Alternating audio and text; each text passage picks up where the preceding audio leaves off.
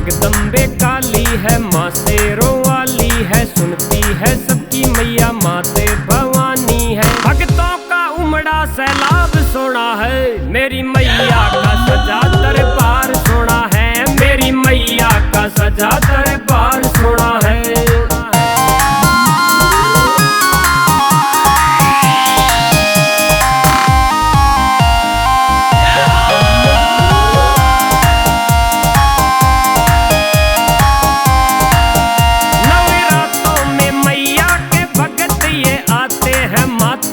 चरणों में शीशे नवाते हैं, माता के चरणों में शीशे नवाते हैं। चुनरी ये लाते हैं, मैया को चढ़ाते हैं, मेवा और मिश्री का भोग लगाते हैं। अम्बे रानी का श्रृंगार सोना है, मेरी मैया का सजा दरबार सोना है, मेरी मैया का सजा दरबार सोना है।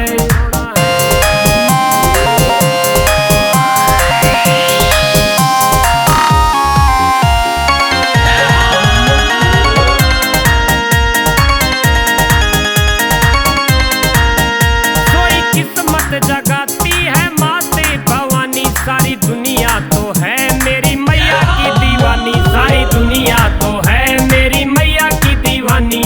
दुखड़े मिटाती है, कष्टे भगाती है, जिंदगी में मैया रानी खुशियाँ ये लाती है। भक्तों पे दया का भंडार सोना है, मेरी मैया का सजा दरबार सोना है, मेरी मैया का सजा दरबार सोना है।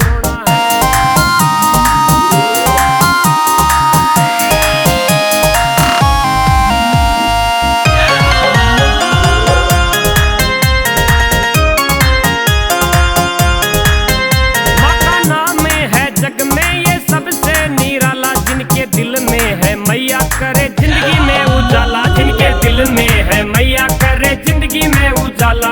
मंगल माँ करती है, विपदा ये हरती है, भक्तों के संकट को दूर माँ करती है। जयदीप ने गाया अंदाज सोना है, मेरी मैया का सजा दरबार सोना है, मेरी मैया का सजा दरबार सोना है।